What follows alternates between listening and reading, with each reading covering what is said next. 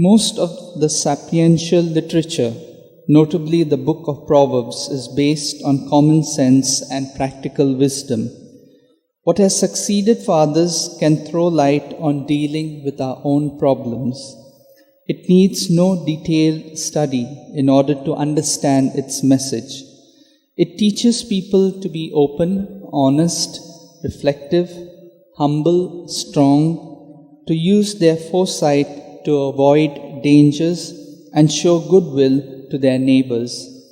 Everyone can appreciate the everyday wisdom in the book of Proverbs. The one who makes a fortune by a lying tongue is chasing a bubble over deadly snares. Whether we take a mystical view of life or the pragmatic way of Proverbs, we must keep a healthy openness to the real world and review the quality of our relationships with others.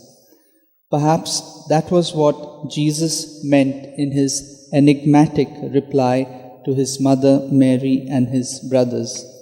It only seems like a rejection of them when he says, "My mother and my brothers are those who hear the word of God and act on it."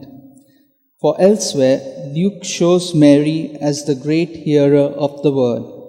But to know God's word, we must be open to all who are sincere, virtuous, obedient, and responsive to life. The attention of Jesus was completely focused on doing the will of God.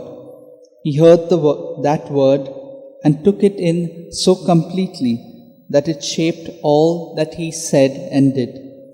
John's Gospel goes so far as to say that Jesus is the Word made flesh. The essence of our baptismal calling is to hear the Word and to live by it. Like the seed that fell on good soil, we are to hear the Word and take it to ourselves and yield a harvest of worthy service.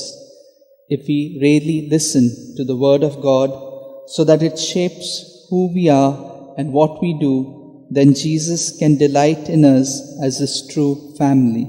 That we allow God's word to guide us in our lives. Let's pray for this grace for one another.